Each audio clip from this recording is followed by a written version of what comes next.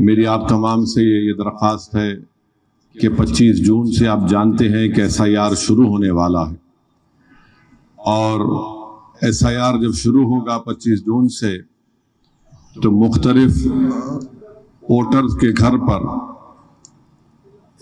एन्यूमिनेटर form के साथ booth level officer आएगा और वो फॉर्म उस घर पर, उस वोटर के घर पर या वोटर को देकर जाएगा। मजलिस इत्तेहादुल मुस्लिमीन ने, इलेक्शन कमीशन ने जो सहूलत दी है, हमने मजलिस के अराकीन को, ज़िम्मेदारों को BLA बनाया है, बूथ लेवल एजेंट्स बनाया है। तो मैं उन तमाम वोटर्स से अपील कर रहा हूं कि जब 25 जून से SIR शुरू होगा तेलंगाना में, आप तमाम से मेरी गुजारिश है कि इसको बड़ी सीरियस तरीके से लीजिए। ये बड़ा हिसास मसला है और मैं जज्बात में लाने के लिए नहीं, ना आपको डराने के लिए कह रहा हूं कि यकीनन ये हमारी ज़िंदगी और मौत का एक मसला है। जब आपको BLO आकर, बूथ लेवल ऑफिसर आपको फॉर्म देगा तो आप उस फॉर्म को पढ़िए। अगर आपको पढ़ना नहीं आता तो आप मजलिस के जिम्मेदारों को जो BLA हैं या फिर किसी अपने जानकार को जिस पर आप पर भरोसा है उनको बताइए, और ये देखिए कि मैपिंग सही तरीके से हुई या नहीं हुई है। और मैपिंग सही होना बहुत ज़रूरी है, ताकि अगर मैपिंग सही होगी तो जो ड्राफ्ट लिस्ट आएगी उसमें आपका नाम आएगा। तो ये हम तमाम की जिम्मेदारी है। और अल्हम्दुलिल्लाह आप जानते हैं कि पिछले 1.5 महीने से अगर पूरे भारत में अगर किसी सियासी जमात ने वोटर्स का नाम को SIR में शामिल होने के लिए अगर किसी ने काम किया और कर रही है तो उस पार्टी का नाम मजलिस इत्तेहादुल मुस्लिमीन है। हमने ऐप बनाया और अल्हम्दुलिल्लाह दारुस्सलाम के इस मरकज़ी दफ्तर पर, यहाँ पर मजलिस ने यहाँ पर ट्रेनिंग दी। यहाँ पर लोग वोटर आते हैं बिला लिहाज मज़हब मिल्लत, अपना नाम चेक करते हैं 2002 के वोटर लिस्ट में और उनकी मैपिंग की जाती है। वही एन्यूमरेटर फॉर्म जो इलेक्शन कमीशन का है, उसी तरीके से हम बताते हैं कि 2002 में किस तरह, कहाँ पर थे, किस जगह पर थे, नाम लिखते हैं। मैं आप पे बताना ज़रूरी समझता हूं कि अगर आपका नाम 2002 के वोटर लिस्ट में नहीं आया है तो आपकी मैपिंग हो सकती है अपने माँ बाप के ज़रिए या फिर अपने दादा और दादी या फिर नाना और नानी, और अगर वो मैपिंग हो जाती है तो उसका भी फॉर्म में हम जिक्र करते हैं। अगर किसी का नाम 2002 के वोटर लिस्ट में नहीं है तो इलेक्शन कमीशन ने 13 डॉक्यूमेंट्स, दस्तावेजात का जिक्र किया है। आप उन दस्तावेजात को लगा सकते हैं जिसमें पासपोर्ट भी शामिल है, बर्थ सर्टिफिकेट भी है, SSC की मार्कशीट है। और मैं आपको ये बताना इसलिए ज़रूरी समझता हूँ कि आज से 4 महीने पहले मजलिस के एक वफद ने हुकूमत तेलंगाना के ज़िम्मेदारों से मुलाकात की। चीफ मिनिस्टर तेलंगाना से मैं खुद जाकर मिला, उनको SIR के बारे में बताया और हमने उनसे ये नुमाइंदगी की कि आप अपने हुकूमत के 100 दिन मना रहे हैं, कुछ प्रोग्राम चल रहा है। हमने हुकूमत से गुजारिश की कि मी सेवा सेंटर पर आप SSC की मार्कशीट को रखिए, 12th की मार्कशीट को रखिए, ग्रेजुएशन का सर्टिफिकेट रखिए। और हमने ये भी गुजारिश की, क्योंकि SIR का टाइम सिर्फ 1 महीने का होता है, जल्द से जल्द वहाँ से सर्टिफिकेट मिल जाए जो एप्लीकेशन देते हैं।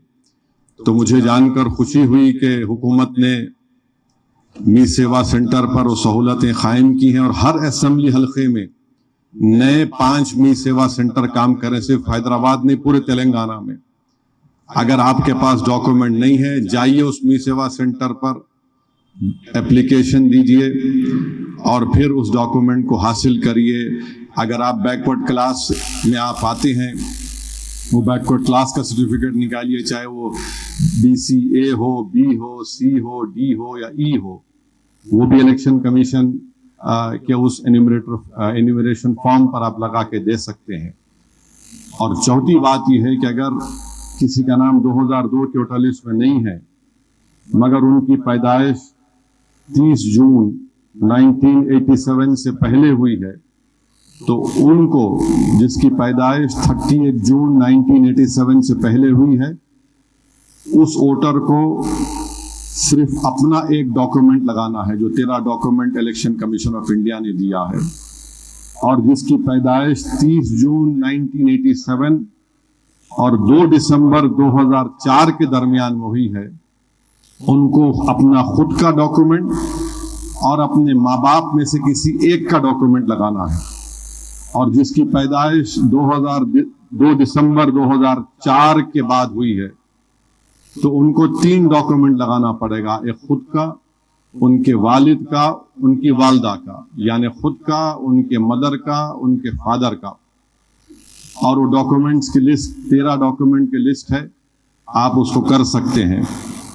मसला यहां पर यह हो रहा है कि अगर किसी का नाम मोहम्मद सुल्तान है तो मोहम्मद की स्पेलिंग सही अंग्रेजी स्पेलिंग MU है, अब MO कोई लिख दिया। अगर आप 2002 में जो लिखा हुआ है वही लिखना है आपको, समझे आप। और जब प्रिंटेड फॉर्म आता है आपके पास BLO की तरफ से, उसको भी चेक करिए। अब 2002 में MU है और आप लिख रहे MO, तो वो लॉजिकल डिस्क्रिपेंसी में आता, फिर आपका नाम शामिल नहीं हो सकता, उसको चेक करिए। और जब मैपिंग करके BLO आपको फॉर्म ला के देगा, मिसाल के तौर पर अगर कोई वोटर जिसका नाम राम स्वामी है, बाबा का नाम मोहम्मद शुक्र तो नहीं हो सकता, उसको चेक करिए। अगर किसी का नाम मोहम्मद शुक्र है, बेटे का नाम किशन तो नहीं हो सकता, उसको चेक करिए। और फिर अक्सर क्या होता है कि हमारे शादी होती है, बच्ची जो है महाराष्ट्र में थी, यहां पर आ गए। अब यहां पर आ गए तो ससुराल वाले बोले नहीं तुम्हारा नाम ये अच्छा है, ये रख लेंगे। वो घर में अच्छा है, वोटर लिस्ट में जो नाम है वो लिखना। अब मैं बात किया एक साहब से, बोले नहीं साहब हमारे बीवी को मैं ये नाम से पुकारता हूँ, मेरे को बहुत पसंद है, मैं वो नाम लिखाता हूँ। बोला तेरे को नाम लिखाने से है या तेरी बीवी से मोहब्बत है तो जो 2002 में नाम था महाराष्ट्र में वही नाम लिखाओ, वरना वो मोहब्बत कम हो जाएंगी। तो ये भी है, बात लोगों को है। तो ये एक समझाने के लिए आपको मिसाल दे रहा हूँ। इस तरह से हमको पूरी जुस्तजू के साथ, और ख़ास तौर से मजलिस के अराकीन के ऊपर बहुत बड़ी जिम्मेदारी है, अराकीन असम्बली के ऊपर, साबिक़ अराकीन बल्दिया पर, साबिक़ अराकीन असम्बली पर, कि वो अपनी पूरी तवानाई, अपना पूरा वक्त 25 जून से लगाकर चेक करें, लोगों की रहनुमाई करें, लोगों की मदद करें। और जैसा कि मैंने बताया कि मजलिस ने ही एक ऐप बनाया जिसमें 2002 की वोटर लिस्ट है, 2024 की वोटर लिस्ट, और हमने इंटरनेट के जरिए इलेक्शन कमीशन की वोटर लिस्ट जो उनके पोर्टल पर है, अगर कोई बाहर थे, कोई बाहर से आए हैदराबाद को, तो उनका हम चेक करके दे रहे हैं।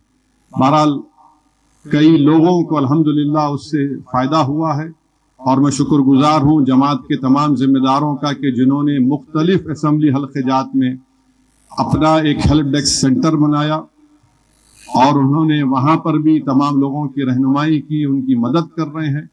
वैसे ही 25 जून से 25 जुलाई तेलंगाना, उसके बाद महाराष्ट्र, फिर दिल्ली भी शुरू होगा। तो महाराष्ट्र में भी हमने एक ऐप बनाया, मैं खुद वहां पर गया, वहां से औरंगाबाद से हमने बच्चों को बुलाया, उनकी ट्रेनिंग दी। मुंबई से बच्चे आए और हमारे मुख्तलिफ मुंबई के असम्बली हल्क़े-जात से ट्रेनिंग दी गई बच्चों को, वो वहां पर गए, वहां पर भी वो काम कर रहे हैं। मैं बता ये रहा हूं कि जहां कहीं भी अब SIR होगा, खास तौर से गरीबों के लिए ये बहुत बड़ी परेशानी का बाइस बन रहा है। खास तौर से जो लोग देही इलाकों में रहते हैं, खास तौर से गरीब जिसका डॉक्यूमेंट नहीं है। और सुप्रीम कोर्ट का जजमेंट भी आ गया है जिसमें उन्होंने कहा कि SIR हो सकता है। और याद रखिए उस सुप्रीम कोर्ट के जजमेंट को हम, सुप्रीम कोर्ट का जजमेंट कानून होता है, यकीनन वो कानून बन चुका, मगर हम सुप्रीम कोर्ट के इस फैसले से मुत्तफिक नहीं है, इसको सही नहीं मानते हम। सुप्रीम कोर्ट को पहले SIR की कॉन्स्टिट्यूशनलिटी डिसाइड करना था, मगर बाद में हुआ। अब सुप्रीम कोर्ट ने अपने फैसले में कह दिया कि इलेक्शन कमीशन को इख्तियार नहीं है कि किसी की शहरियत या सिटीजनशिप डिसाइड करे, मगर इलेक्शन कमीशन जिस किसी का नाम का इंदराज नहीं होगा उन नामों को वो कॉम्पिटेंट अथॉरिटी यानी जो जिम्मेदार अथॉरिटी है उनके हवाले कर देंगे। उसका मतलब क्या है कि वजारत दाखिला को नाम जाएगा, वो foreigners tribunal ministry of home affairs बनाएगी और फिर उनको अपनी शहरियत साबित करना पड़ेगा। ये आसान चीज नहीं है, याद रखिए। इसीलिए बार बार हम लोग पुकार रहे थे। मैं बिहार में देख चुका हूं और बिहार के बाद बंगाल में देख चुका हूं, इसीलिए मैं हैदराबाद आकर यहां पर टेक्निकल लोगों से मुलाकात किया। हमारे सैयद मुश्ताक साहब का उसमें बड़ा रोल रहा। हमने वो ऐप बनाया, मजलिस जमीन पर काम करती है। मजलिस कमरों में बैठकर 1 मिनट का वीडियो बनाकर गाली देने का काम नहीं करती। लोग देख रहे हैं कि मजलिस जमीन पर काम कर रही है। SIR का ये जजमेंट आया, इसीलिए मेरी आप तमाम से गुजारिश है कि इस पर एहतियात से हमको काम करना है। अब आप खुद देखिए कि पूरे मुल्क में सिर्फ 7% लोगों के पासपोर्ट है। 133 करोड़ का देश है, सिर्फ 7% लोगों के पास पासपोर्ट है। उत्तर प्रदेश की माओं के पास 70%, बंगाल की 70% माओं के पास बर्थ सर्टिफिकेट नहीं। तो मेरी आपसे गुजारिश है कि इसको आसान मत लीजिए। और अगर आपको मैं हकीकत बता रहा हूं, मिसाल के तौर पर बंगाल में 95 लाख नोटिस गए लॉजिकल डिस्क्रिपेंसी के नाम पर, और फिर उसमें से 27 लाख लोगों के नाम कट गए। जो वोट डाले जिनका नाम है जिंदा है, 27 लाख लोगों के नाम कट गए। एक असेंबली हलका है शमशेरगंज, उसका नाम है, 2,35,000 वोटर है, जिसमें से 82% वोटर मुसलमान है, यानी 1,93,000 मुस्लिम वोटर है। अब उसमें से जो पूरे कुल वोटर जो एजुकेशन लिस्ट में आ गए 1,07,000, 1,07,000 में 1,06,000 तो सिर्फ मुसलमान है, 1,06,000 सिर्फ मुसलमान है। तो बिहार में भी ऐसी हुआ है। बिहार में भी कई जगह पर जिन लोगों के नाम काट दिए गए, नाम नहीं आए, जो एक्सक्लूड हो गए, जो डिलीट हो गए, 3,60,000 माने 33% नाम मुसलमानों के। इसीलिए मैं आपको कह रहा हूं, मैं आपको पिछले 1 साल से बोल रहा हूं, बल्कि कर्नाटका बिदर या कहीं पर मेरी तकरीर भी हुई थी, मैं कहा पासपोर्ट बनाओ, डॉक्यूमेंट बनाओ, मगर हमारे मुखालिफिन को हर चीज से नफरत है, मजलिस के काम से। तो मेरी आपकी गुजारिश है कि इसको गौर करें। और एक बंगाल में एक सबर इंस्टीट्यूट है और एक जर्नलिस्ट है अपर्णा भट्टाचार्य ने बड़ा अच्छा लिखा। उन्होंने बताया कि किस तरीके से यहां पर बंगाल में मुस्लिम हलकों में नामों को निकाल दिया गया। अच्छा, ये बीजेपी RSS बोलती घुसपैठिया। बिहार में 390 फॉरेनर्स को बताया गया, उसमें से खाली 76 मुसलमान थे। लॉजिकल डिस्क्रिपेंसी क्या होती है मालूम आपको? अगर 2002 में तो कम लिख के दिए थे, अब आपके वालिद का उम्र और आपकी उम्र में 15 साल का फर्क है, तो इलेक्शन कमीशन बोल रहा लॉजिकल डिस्क्रिपेंसी है। अरे हम कहां लिखे? आप लिखे, वो आप लिखे, वो लॉजिकल डिस्क्रिपेंसी नाम पर नहीं। 15 साल का फर्क कैसे रहता? नाम निकाल दिए, डिलीट हो गया। अच्छा, फिर कई लोगों को नोटिस चले गए जिसके 6 बच्चे हैं। अब मैं डर रहा हूं, मेरे को भी 6 है। अब 6 बच्चे हैं तो नरेंद्र मोदी, उनके भी भाई 6 हैं, अमित शाह के पास भी भाई बहन 6 हैं, योगी आदित्यनाथ के पास भी, ये सब 6 में पाते हैं। अब इस मनी मजाक के तौर पर नहीं कह रहा हूं, तो इसलिए स्पेलिंग मिस्टेक को चेक करिए। ये एज का देखिए, वो बीएलओ ला के दे दिया होगा, नहीं पढ़ो। नहीं पढ़ने आता, शर्माने की बात नहीं, किसी जानने वाले को बताइए। हमारा मानना यह है कि ये कॉन्स्टिट्यूशनली सेफगार्ड है। सुप्रीम कोर्ट ने कहा, एविडेंस तो कुछ और बता रहा है।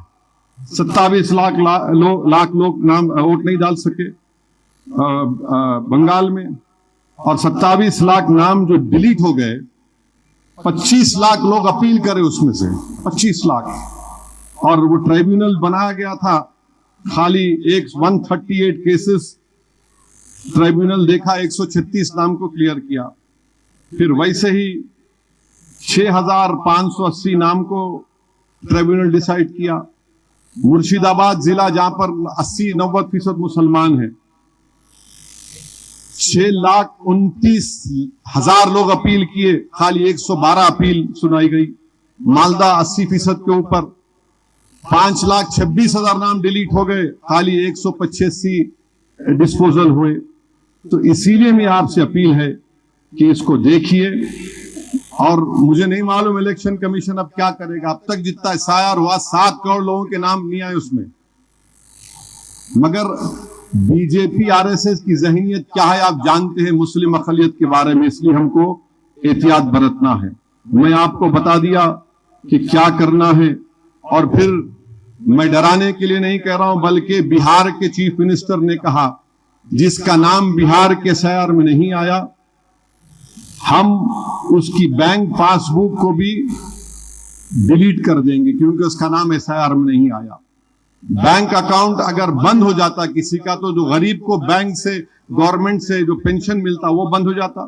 मैं आपसे अर्ज कर रहा था कि बिहार के बीजेपी के चीफ मिनिस्टर ने कहा कि बैंक अकाउंट बंद कर दिया जाएगा जिसका नाम एसआईआर में नहीं आया। याद रखिए, ये बहुत बड़ी तकलीफ का बाइस बन सकता अगर हम सही तरीके से कोशिश नहीं करेंगे अपने नामों का इंदराज कराने के लिए। तो मेरी आप तमाम से अपील है कि आप लोग इस पर ख़ास तवज्जो देकर 25 जून से जो शुरू होगा एसआईआर तेलंगाना में, इसमें आप लोग पूरी जिम्मेदारी के साथ करेंगे। और फिर जुलाई में महाराष्ट्र में शुरू होगा, वहाँ पर भी हम उम्मीद करते हैं कि लोग इसको बड़ी सीरियसली लेंगे। याद रखिए, अगर आप बीएलओ के दिए हुए फॉर्म को यकीन कर लिए और फिर आपका नाम ड्राफ्ट लिस्ट में नहीं आया, तो फिर ये तकलीफ का बाइस बन सकता है। तो मेरी आप तमाम से गुजारिश है कि जहां कहीं भी एसआईआर मुल्क में हो रहा है, वहां के लोग अपना वोटर जो है अपने नाम को दलाएं, ये बहुत ज़रूरी है। और दूसरी बात ये है कि हैदराबाद में चंद दिन पहले एक वकील को दर्दनाक तरीके से उनको कत्ल कर दिया गया, ख्वाजा मोइजुद्दीन को। मजलिस इत्तेहादुल मुस्लिमीन उसकी मजम्मत करती है, और हम हुकूमत से और पुलिस से ये मुतालबा करते हैं कि ख्वाजा मोइजुद्दीन को जिन्होंने कत्ल किया है, हुकूमत कानून के दायरे में रहकर उन तमाम मुल्ज़मीन जो हैं उनको सख्त से सख्त सज़ा दिलवाएगी। और अफसोस इस बात का है कि ज़िलहज का एक मुबारक महीना है जिसमें कोई जंग नहीं होती, ये जालिमों ने उस बेचारे को गाड़ी से उड़ा दिया। खैर, इंशाअल्लाह ताला जो जुल्म करेंगे, जो कत्ल करेंगे, दीन और दुनिया उनकी बर्बाद हो जाएंगी। और अगर कोई ये समझ रहा है कि कत्ल करने वाला कत्ल तो कर देता है, मगर सबसे ज़्यादा परेशान उसके घर वाले हो जाते, और जो जिसका कत्ल किया जाता है वो तो घर वाले, एक माँ अपने औलाद से महरूम हो जाती, वो शादीशुदा है तो उसकी बीवी बेवा हो जाती, बच्चे हैं तो बच्चे अपने बाप से महरूम हो जाते हैं। ये तो प्री प्लान तरीके से अगर कोई ऐसा करते रहेगा और कोई ये समझेगा कि नहीं नहीं हम कुछ भी कर सकते, निकल जाएंगे, बच जाएंगे, तुम दुनिया में तो नहीं बच सकते। अगर बच भी गए वहां तो पकड़ होंगी ना तुम्हारी। वहां पर उसी हालत में जो कोई कातिल किसी मासूम का कत्ल करता है, वो अल्लाह, हदीस शरीफ में आया कि अपने अल्लाह के अर्श के सामने उसी हालत में आकर खड़े होकर बोलेगा, अल्लाह तू मुझसे इंसाफ कर। याद रखो, उस दिन से डरो, डरो उस दिन से जब अल्लाह के सामने कोई बड़ा नहीं, अल्लाह से बड़ा कोई हो ही नहीं सकता।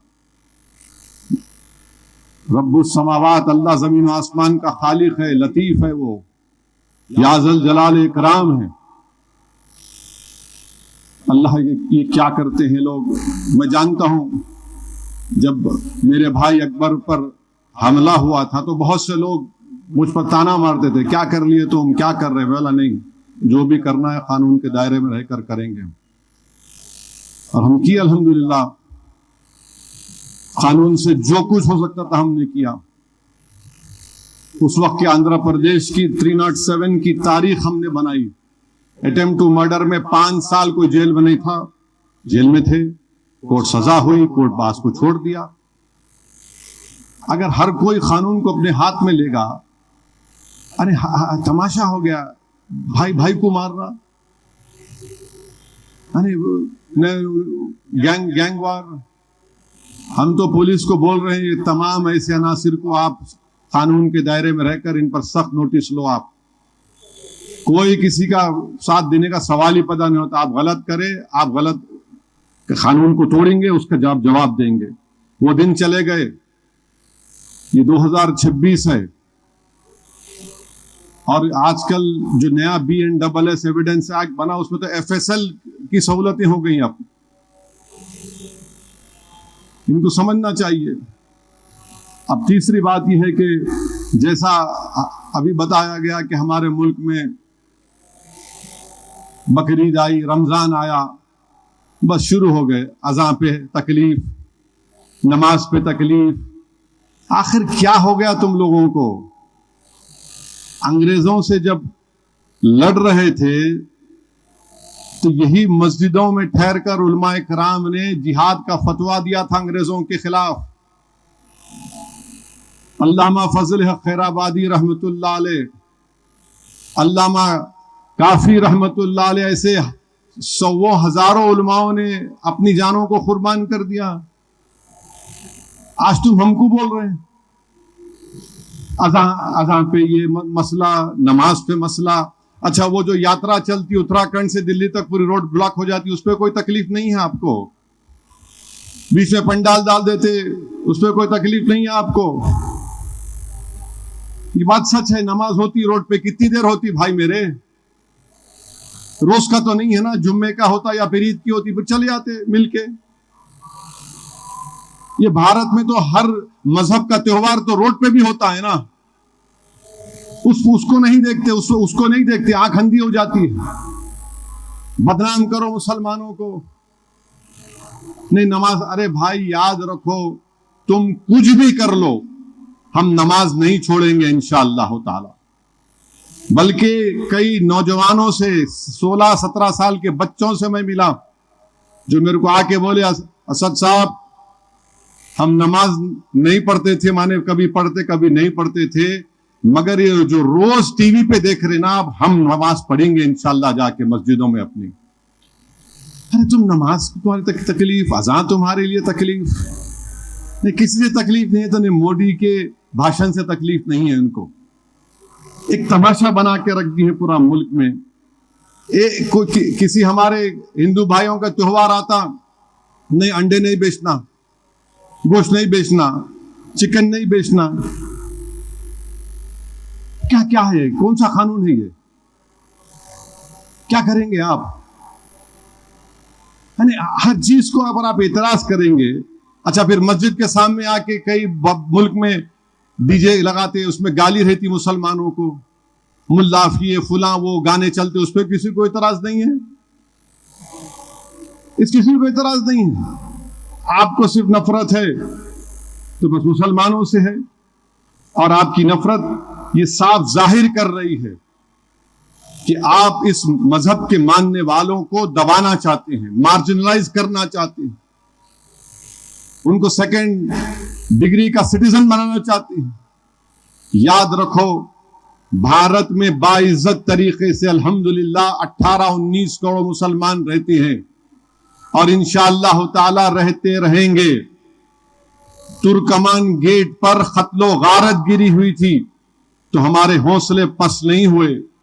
मलियाना हाशिमपुरा हुआ, मारकर हमारी लाशों को नदी के किनारे फेंक दिया गया तो हम नहीं खत्म हुए।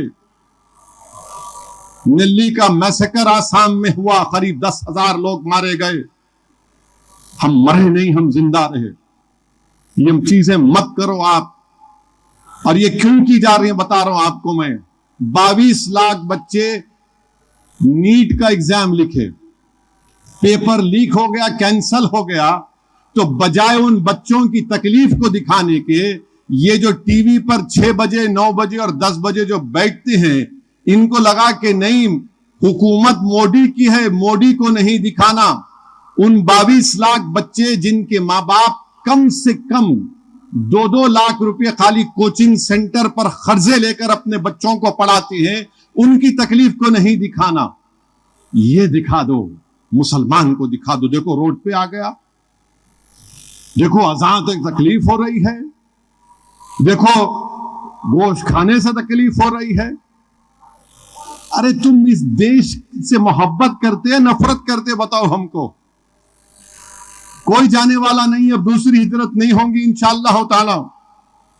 आप खत्म करना चाह रहे तो आपके इख्तियार में है, आप अगर जालिम बनना चाह रहे तो जालिम बनो, मगर हम जाने वाले नहीं है यहां से। अब ये मुल्क हमारा है और हमारा रहेगा इंशाअल्लाह ताला। हम जमहूरी तरीके से अपनी लड़ाई लड़ते आए और लड़ते रहेंगे इंशाअल्लाह ताला। तुम कैसे मेरी मजहबी आजादी छीन सकते हैं? कैसे छीन सकते आप? खाली अज़ान की आवाज से तकलीफ, लफ्ज़ मुसलमान से तकलीफ, कितनी नफरत करोगे? दिखाओ ना ये बच्चों को। 22 लाख बच्चे, सीबीएसई का एग्जाम लिखा एक बच्चा, वो अपने री इवैल्यूएशन को डाला अपने, मेरे ख्याल से उसका कौन सा केमिस्ट्री का पेपर है, बहरहाल कोई पेपर था। पेपर देख के परेशान हो गया, बोला नहीं मेरी हैंड राइटिंग नहीं है ये, मेरे को मार्क्स कम कैसा मिले। उसके टीचरों को दिखाया, दूसरे पेपर निकाला उसके, दूसरे सब उसमें हैंड राइटिंग सही है, इसमें अलग आ गई। तो एक दूरदर्शन के एंकर हैं जो हमारे टैक्स पर तनख्वाह मिलती, उन्होंने अपने वालिद जनाब मोदी को खुश करने के लिए बोल दिए इन्हें पाकिस्तानी है। अरे वो बच्चा बोल रहा तुम्हारे पेट में औलाद नहीं है, तुम्हारे बेटे से अगर होता है, बेटी से होता है, वो जो लिखे पेपर गलत पेपर पे मार्क्स करके उसके खाते में डाल दिए। बाद में एंकर साहब अपोलोजाइज किए, माजरत भी किए, मगर क्यों? जो हुकूमत से सवाल करेगा उन्हें पाकिस्तानी है क्या? क्या मोदी खुदा बन चुके हैं? अब इस देश में संविधान तो खुदा को भी तनकीद कर सकते हैं आप, मगर मोदी पे तनकीद नहीं करना। देखो क्या हो रहा है, पेट्रोल की कीमतें बढ़ रही हैं, बढ़ते जा रही, गैस की कीमत बढ़ते जा रही, उस पर बात नहीं करना। मुसलमान को दिखाओ, अज़ान के नाम पे बोल दो, सुअर लेके चले जाओ। क्यों कर रही है? याद रखो, इख्तिदार हर एक के पास नहीं रहता, परमानेंट नहीं रहता। 300 साल 200-250 साल निजाम की हुकूमत थी, आज किंग कोठी के पर्दा गेट के सामने जाकर ठहर के देखो,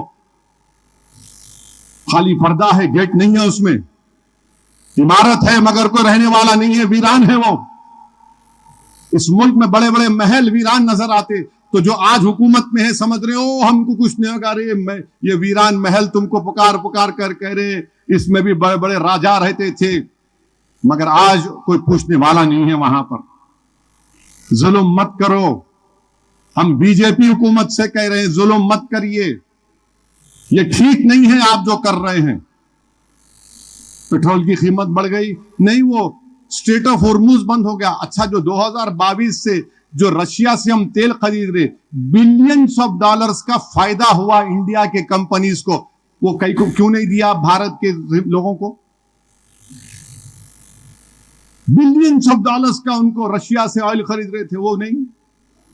मगर आज आप नाम लेते हैं, याद रखो आर्टिकल 25, अगर रोड पे नमाज पढ़ना गलत है तो फिर हर मजहब का त्योहार रोड पे आना गलत है। अगर किसी के त्योहार में आप बोलते हैं कि गोश्त की दुकान बंद होना, तो रमजान के 30 दिन शराब की दुकान बंद करो ना,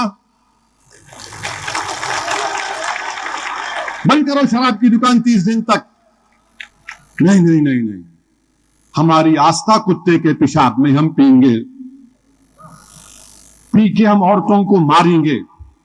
आप देखो एक बेचारी बच्ची को किस तरह मारा गया,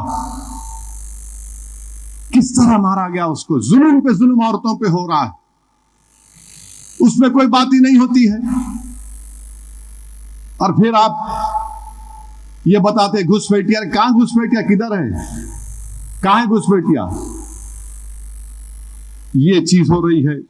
मैं इन तमाम चीजों की सख्त मजम्मत करता हूं। आसाम में यूसीसी बना दिए और उसमें वहां पे जो हमारे आदिवासी लोग हैं, कितने हैं वहां पे, कुछ 12% आबादी, उनको मुस्तस्ना रख दिया आप आदिवासियों को।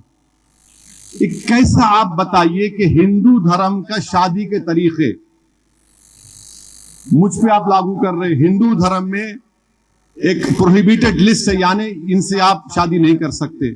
हमारे पास चिचा के बेटी से शादी होती, बेटे से होती, खाला के बेटे से होती, बेटे से होती। मुसलमानों में आप कौन थे भाई रोकने वाले? आप क्यों वो धर्म का कानून हम पे क्यों लागू कर रहे हैं आप? इस्लाम में आप बोले ट्रिपल तलाक गलत है, खत्म कर दिए, फिर आप पूरे तलाक को खत्म कर दिए। यानी 6 महीने सेपरेशन क्यों रहना? मैं आर्टिकल 25 फ्रीडम ऑफ रिलीजन नहीं है? ये क्या कर रहे हैं आप? मजहब से दूर कर दो इन लोगों को। अच्छा, विल पावर के तहत कोई भी अपनी एक जायदाद अपने एक बेटे को या किसी को दे सकता है। मुसलमानों में 1/3 से बढ़ के नहीं दे सकते किसी को, आप औलाद में जाना पड़ता। अब आप विल पावर यूसीसी में कर दिए। आप बताइए क्या करना चाहते हैं आप? हमको तो कबूल नहीं है ये, हम तो कबूल नहीं है। अच्छा, फिर अमित शाह जो है दिल्ली में जनजातीय महाकुंभ किए आदिवासी लोगों का, उसमें पूरे मुल्क से आदिवासियों को, कबायली लोगों को बुलाए और जिस जलसे में अमित शाह तकरीर कर रहे थे, उसके बैनर पर लिखा था कि जो लोग अपने मजहब को छोड़ देते, अपने कल्चर को छोड़ देते, वो अपनी शनाख्त को खत्म कर देते। बिल्कुल सही है। जब आदिवासियों के लिए सही है तो हर भारत के हर धर्म के मानने वालों के लिए सही है। जो अपना धर्म को छोड़ेगा, अपने कल्चर को छोड़ेगा, वो खत्म हो जाएगा, उसकी शनाख्त नहीं रहती। चाहे वो हिंदू धर्म का हो, हिंदू धर्म में कोई ब्राह्मण हो, क्षत्रिय हो, ठाकुर हो, कोई अग्रवाल हो, कोई जैन हो, कोई बुद्धिस्ट हो, कोई शेड्यूल कास्ट हो, ये सबका एक धर्म है, उन सबको चलने की इजाजत है। और आप आदिवासियों के जलसे में अमित शाह के बैनर तकरीर कर रहे, बैनर के पीछे लिखा, मैं देखा कि जो लोग अपने मजहब को और कल्चर को छोड़ देते, वो अपनी शनाख्त को, आइडेंटिटी को खो देते। तो फिर आर्टिकल 29 का प्रोटेक्शन भारत के मुसलमानों को नहीं है क्या? बता दीजिए आप। फंडामेंटल राइट है ये, वो डायरेक्टिव प्रिंसिपल है। आप ये करना चाहते हैं और फिर आप बात बड़ी बड़ी करते हैं। वहीं पर आप देखिए उसमें कानून आसाम में क्या बना दिए। मैं समझ में इनको ये नहीं आ रहा कि भाई जो हिंदू धर्म के लिए बिल्कुल अच्छा है करिए, मुस्लिम धर्म के लिए हमको हमारे धर्म के मुताबिक चलने दीजिए ना। क्या मैं अपना कानून किसी पर लागू करूं? नहीं हो सकता। आप कैसे कानून बौद्ध मजहब पे, क्रिश्चियनों पर आयद कर रहे हैं? ये कहां का यूनिफॉर्मिटी है? सिर्फ मकसद क्या है कि मुसलमानों को जो मजहबी आजादी बाबा साहेब अंबेडकर ने आर्टिकल 25, 26, 29 में दी, उससे छीन लिया जाए। मैं क्यों करूंगा अपनी शादी, मैं क्यों तलाक दूंगा, अपनी बीवी को छोड़ूंगा किसी और धर्म के कानून पर, मैं क्यों अपनी औलाद को जायदाद दूंगा किसी और धर्म के कानून पर, क्यों दूंगा मैं? ये क्या राइट टू इक्वालिटी का वायलेशन नहीं है? ये काम बीजेपी आरएसएस कर रही है। अब फिर आप आ जाइए, बकरीद का जमाना था तो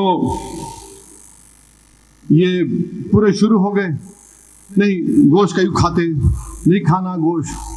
हद तो ये हो गई कि उत्तर प्रदेश में एक किताब निकाले, उत्तर प्रदेश में इतने खाने हैं, इस तरह के खाने बनते उत्तर प्रदेश में, आपको मालूम। और वो खाने निकाले, 75 जिले उत्तर प्रदेश में हैं और 75 जिलों में एक किताब को निकाले। स्टेट टाइम्स 18 मई की रिपोर्ट कोट कर रहा हूं, उन्होंने 75 जिलों में खाना क्या होता 200 डिश निकाले। उत्तर प्रदेश की सरकार, आपको मालूम उसमें एक गोश्त की डिश नहीं है 75 जिले में, जबकि खुद हुकूमत का सर्वे यह बोलता है कि 53% लोग उत्तर प्रदेश में गोश्त खाते हैं। 75 जिलों की गोश्त की खाने की, ये जिले में ये खाना रहता ना। अब जैसा बारकस चले गए आप, मिट्टी हरीस मिलती सुबह सुबह, वहां पे कहीं नहीं मिलती, लोग खाते जाके, मैं भी खाया। अब मैं बारकस ले लूंगा, बारकस में अच्छा मिलता है मगर नहीं, वहां पे खाली अंजीर मिलता, वो बोल दूंगा तो लोग बोलेंगे पागल है, खाने की बात आई तो मिट्टी हरीस की बात करो, मंदी की बात करो, नहीं उड़ा दिए। अच्छा, यूनेस्को एक तारीफ किया भारत की, लखनऊ की, उसने कहा कि this is the cities of gastronomy list, माने खाने का शहर है। आपको मालूम जो मिनिस्टर ऑफ कल्चर है जनाब गजेंद्र सिंह शेखावत साहब, वो इस यूनेस्को की बात को तारीफ किए, मगर पोस्टर में गोश्त नहीं था, तरकारी थी खाली। अरे तुम क्यों वेजिटेरियन बनाना चाह रहे हमारे को, ये कर दिए। अच्छा, फिर आप देखते हैं कि बच्चे जो है रमजान में गंगा में कश्ती में रोजा खोले, आपको मालूम 1.5-2 महीने के बाद उनकी बेल हुई। और मुझे बड़ा ताज्जुब हुआ कि ऑनरेबल इलाहाबाद हाई कोर्ट के जजेस ने जो जजमेंट दिया, उन्होंने कहा, अंग्रेजी में पढ़ रहा हूं, members of the Muslim community having a roza iftar party and during the said iftar party while partaking of food, non-vegetarian food is said to have been consumed by members of Muslim community who are then alleged to have thrown the remains into river Ganges. Yes, सुनिए आप, this fact in the dispassionate opinion of the court could rightly be said to hurt religious sentiments of the Hindu community.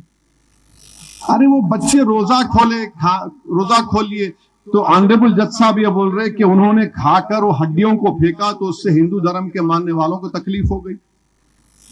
कहां फेंके वो, किधर फेंके? और फिर आप ये क्यों बोल रहे? गंगा का पानी जो है ना, पूरे गंगा का पानी निकल के कौन सी रियासत में जाता पानी, बताता हूं आप। दिल्ली को आता गंगा का पानी, कहां कहां मुख्तलिफ रियासतों को गंगा का पानी जाता है। और बच्चों के ऊपर सेक्शन लगाया गया एक्सटॉर्शन का भी, 3085 BNS और 67 IT एक्ट। यानी आप क्या करना चाह रही है? अच्छा, हद हो गई। एक न्यू इंडियन एक्सप्रेस की रिपोर्ट है 21 मई 2026, डाकुआ जो है मुस्तफाबाद और सितोली गांव में गए उत्तर प्रदेश में, घर में घुसे निजाकत साहब के घर में, 4 शंबे के दिन सुबह मई 20 को पूरे खानदान को पकड़ लिए। उन्होंने गड़बड़ करे तो पकड़ के इतना मारे 6 लोगों को, माने हालत सीरियस हो गई। अच्छा, चोर जाते जाते क्या बोल रहा है इन लोगों को? जाते जाते बोल रहा, उनकी औरतों को बोला कि तुम्हारे फ्रिज में हम चिकन देके चिकन नहीं रखना, तरकारी रखना। क्या बात है बाबा, अजीब है। वहां जज साहब बोल दिए कि खा के नहीं फेंकना, इन्हें चोर आके बोल रहा फ्रिज में कैसा रखे चिकन, तुम तरकारी रखो। किधर से भी नहीं बच रहे हम लोग, माने गोश्त खाने वाले मुसलमान नहीं। अजीब बात है। ये संघ परिवार इस देश में सबको वेजिटेरियन बनाना चाहती, सबको वेजिटेरियन बनाना चाहती, ये हाल है। अब आप आ जाइए, इसी में आप देखिए ये हो गया। अब बार बार जो बीजेपी की तरफ से ये बोलते नहीं नहीं नहीं कई को खाना गोश्त। अच्छा भाई साहब, ये मनुस्मृति है।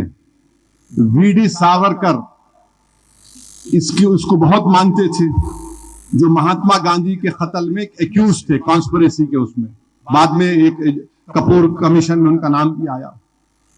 उन्होंने women in Manusmriti volume 4 Prabhat Delhi 2000, RSS भी एक वक्त जब बाबा साहब अंबेडकर ने संविधान बना दिया तो आरएसएस और ऑर्गेनाइजर मैगजीन ने कहा था कि बाबा साहब का संविधान नहीं, मनुस्मृति को मानते। अच्छा, मनुस्मृति को मानते ना आप?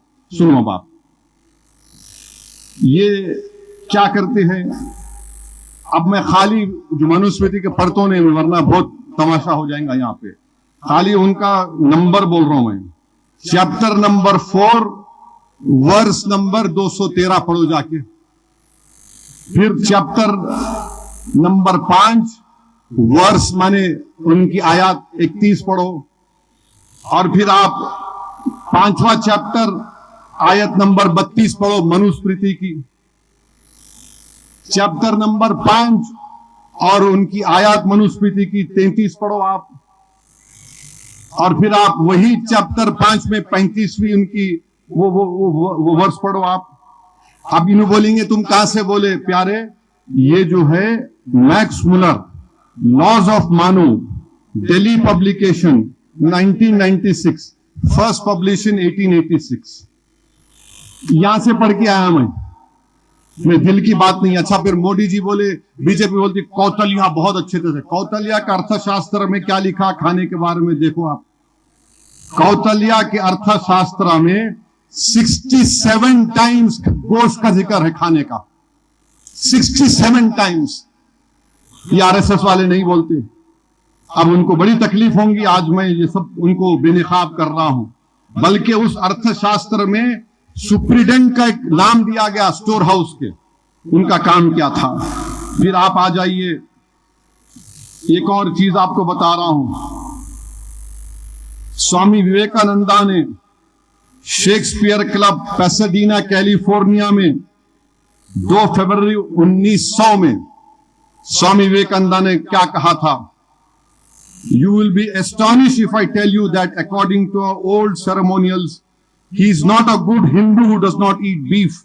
On certain occasions, he must sacrifice a bull and eat it.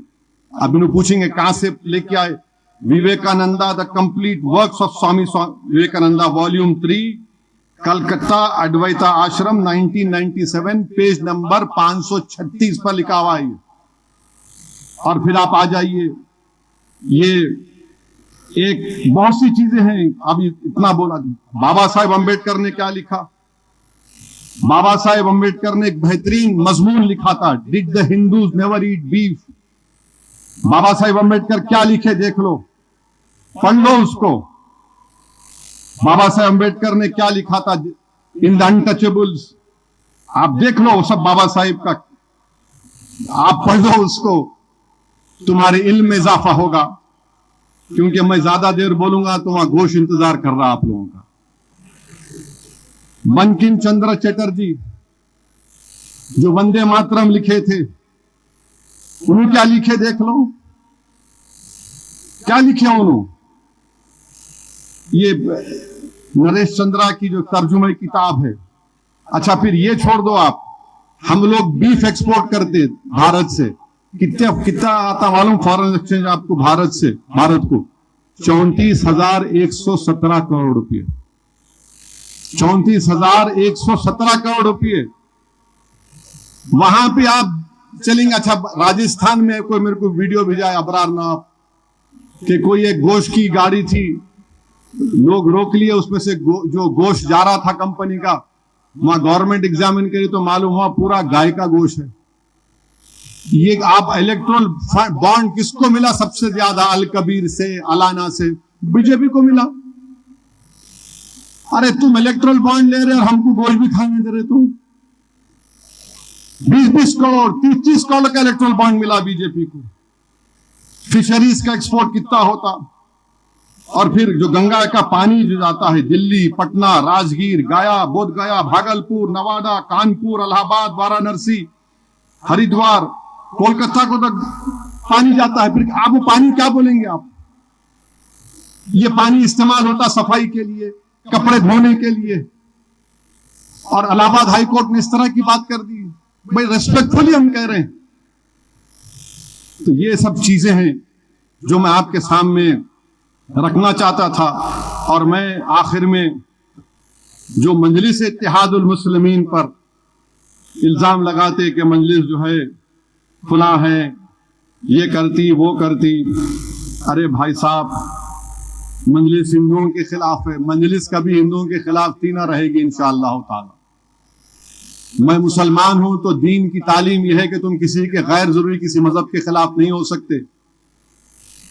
आज से 2 दिन पहले 3 दिन पहले हमारे सीताराम बाग की मंदिर है, वहां पर मांगड़ बस्ती के दीपक बच्चे ने तीरने गए। अच्छा, वो मंदिर भी निजाम की दी हुई है, उसमें बेचारा बच्चा डाइव मारा, फंस गया उसमें। 4 घंटे हो गए, 3 घंटे हो गए, कौन जाके डाइव मारा पानी में? जफर जाके डाइव मारे। पानी पूरा हरा है। हाइड्रा वाले बोले हम नहीं आते। वो 2 मांगरों को लेके जफर बोला चलो मैं कूद जाता हूं। कूद गया जफर। जफर को हर जगह कूदने की अच्छी आदत हो गई आजकल। जफर में कूद गए। अब कूद के ढूंढ रहे, हाइड्रा आया। हाइड्रा बोले ये लो, ये डूबो। हाइड्रा खाली बुलडोजर से तोड़ने के लिए तैयार है, जान बचाना हाइड्रा को नहीं आता। जफर थे वहां पर। 6-7 घंटे के बाद बेचारे दीपक की लाश निकली। वहां के दलित समाज के लोग मेरे को मैसेज करके बोले कि साहब हम आपके बहुत खिलाफ है, कट्टर है, मगर ऐसा काम मजलिस और जफर ने किया, हमको उम्मीद नहीं थी। बोला आपको कभी उम्मीद नहीं रहेंगी, आपको कभी उम्मीद रहती नहीं। आपको क्या उम्मीद रहती मेरे को मालूम, आपको क्या उम्मीद रहती आप। तो बहरहाल अल्हम्दुलिल्लाह, देखिए खिदमत जब करना है ना तो देखना नहीं कौन हिंदू है, मुसलमान है, दलित है, औरत है, क्या है, काम करना है। ये मजलिस का नज़्बुल है ने। अब बीजेपी का प्रॉब्लम यह है कि आप देखते होंगे बच्चों को सुबह उठते कि बच्चे क्या करते हैं, वो अब छुट्टियां हैं ना आजकल, वो बच्चों को बस ले लिए फोन, देखते रहते, अम्मा पका रहे, खाना पका रहे, उन्होंने बच्चा बच्ची देख रहा एक आप छीनते, रोता उन्हें, बैटरी जब खत्म हो जाती जब नहीं देखता उन्हें, या जब नहीं देखती बच्ची। अब बीजेपी का प्रॉब्लम भी यही है, बस खाली हमको ही देखते रहते। अभी एक बहादुरपुरे में एक क्या बोलते हकीम साहब है, शफी मियां जानते, उनके बाबा बड़े मशहूर हकीम थे, उनका कोई वीडियो भेजा है मेरे को। तो इसी पे बात करते करते उन्होंने बोले मैं अपनी बचपने में गाना सुनता था, वो गाना इसी हो गया कि लोग बच्चे जो है इसको देख रहे। अब बीजेपी भी क्या है, सिर्फ सुबह से लेके रात के 2 बजे तक मुसलमान क्या कर रहे, कब उठे, कब खा रहे, कब मस्जिद को गए, कब अजान दिए, क्या कपड़े पहन के गए, उनके घर में क्या पकड़ा, उनका बच्चा क्या कर रहा, हाँ, उन्हें कहां पे जा रहा, उन्हें वहां से कपड़े कैसे पहन के आया उन्हें। तो हकीम साहब, मीरान हकीम साहब बोले उनकी जवानी में एक मशहूर गाना था, तेरे चेहरे से नजर नहीं उठती नजारे हम क्या देखें। तो बीजेपी का मामला वही है, उनको खाली हम ही दिख रहे, तेरे चेहरे से नजर नहीं उठती नजारे हम क्या देखें।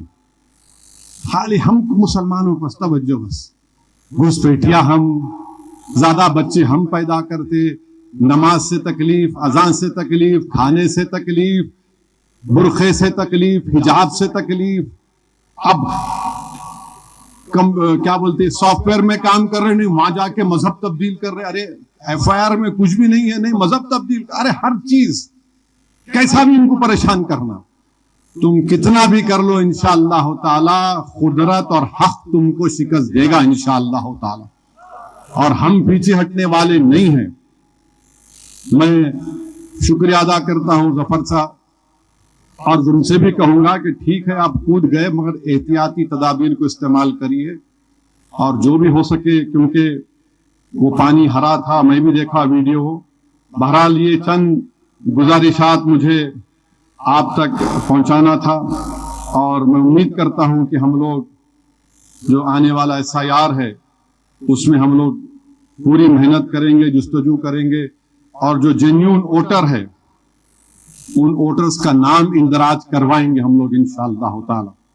आप तमाम से मैं एक वादा चाह रहा हूं जमात के जिम्मेदारों से कि हम तमाम कोशिश करेंगे इंशाअल्लाह 25 जून से हमको जंगी पैमाने पर जमीन पर रहना है और हर आदमी को, चाहे किसी मजहब का हो, हिंदू हो, मुसलमान हो, दलित हो, ट्राइबल हो, कोई हो, हर एक का नाम का इंदराज करना है।